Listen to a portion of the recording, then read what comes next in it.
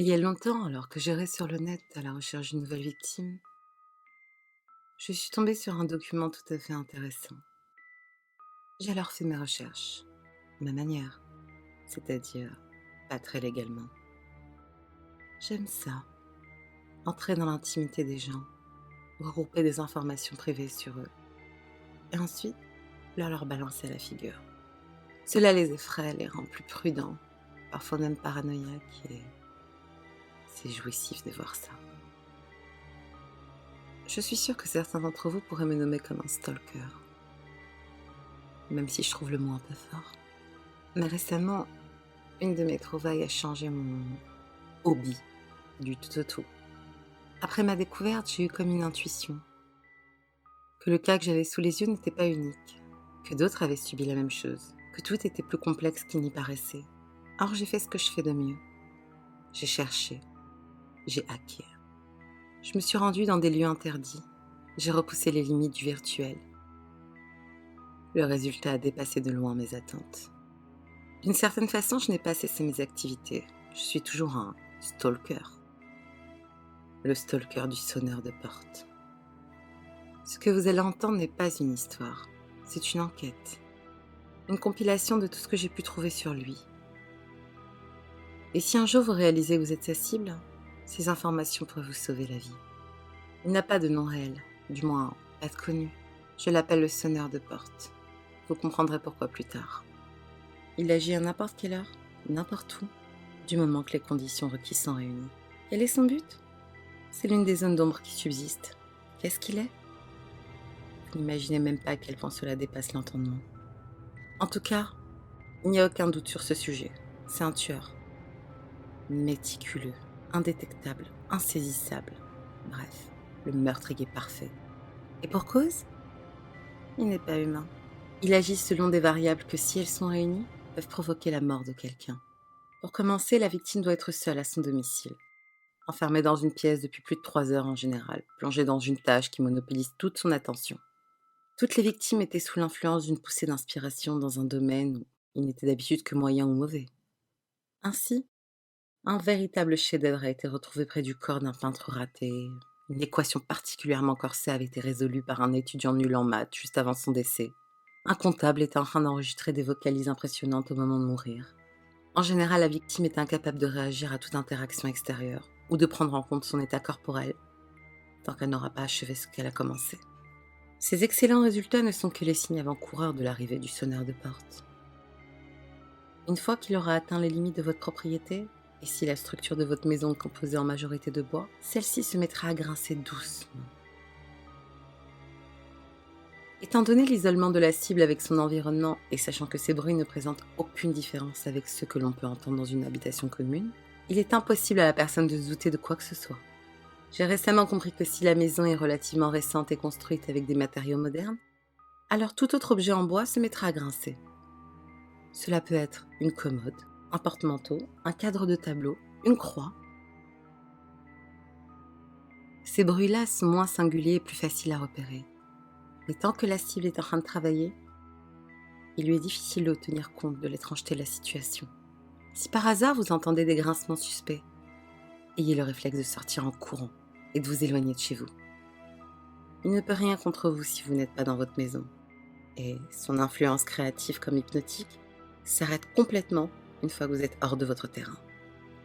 Si malheureusement le sonneur de porte arrive devant la porte de la pièce où vous vous trouvez, lui échapper est déjà bien plus difficile. Vous entendrez d'abord quelqu'un toquer à votre porte, une fois. Le bruit se répétera plusieurs fois, 12 exactement, de plus en plus fort, et chaque coup sera accompagné d'un léger bruit de carillon. Je suppose que les coups ont un effet bien précis sur le sujet. Ma théorie serait qu'à chaque coup donné, la victime sorte un peu plus de sa torpeur inspiratrice. Une fois le 12e coup sonné, elle devrait être tout à fait à même de comprendre la situation, et plus précisément, le profond pétrin dans lequel elle se trouve. Mais cela relève de l'hypothèse. Je suis tout de même sûre que, après que tous les coups aient été entendus, la victime retrouve ses esprits.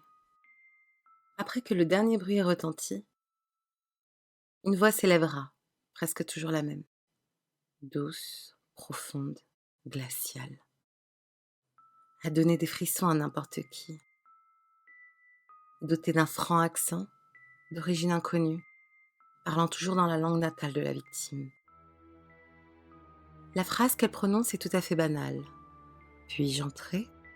La cible ressent immédiatement le profond besoin de ne pas ouvrir la porte, à tous les prix, de se préserver de ce qui se trouve derrière.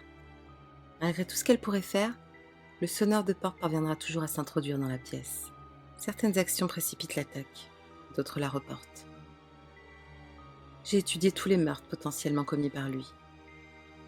Je suis en mesure de vous dresser une liste non exhaustive de ses actions. Surtout, n'ouvrez jamais votre porte. Jamais, sous aucun prétexte. Vous ne feriez que vous offrir en pâture au loup.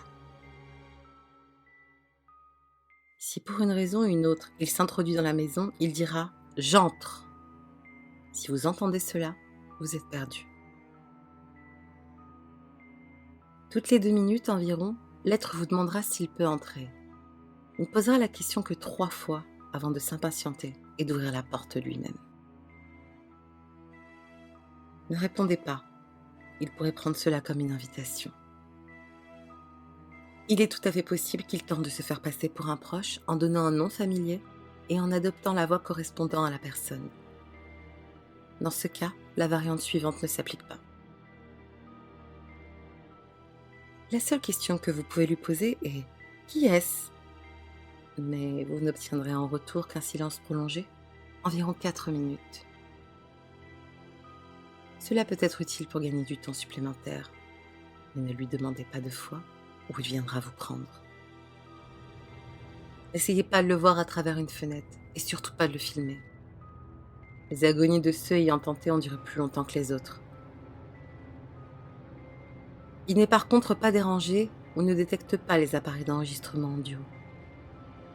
Vous devez donc avoir le réflexe d'enregistrer la conversation. Si vous devez mourir, au moins votre mort aura servi à apporter de nouveaux éléments à mon enquête. Il est inutile de tenter de sortir par un autre accès.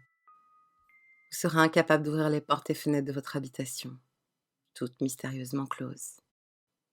À part votre porte principale. Mais ce serait signer votre arrêt de mort. Vous pouvez être sauvé si quelqu'un entre dans votre propriété alors que le sonneur de porte n'a pas encore pénétré chez vous. Mais il faut être très chanceux. Très. Si vous tentez de vous barricader et qu'il s'en rend compte, méfiez-vous.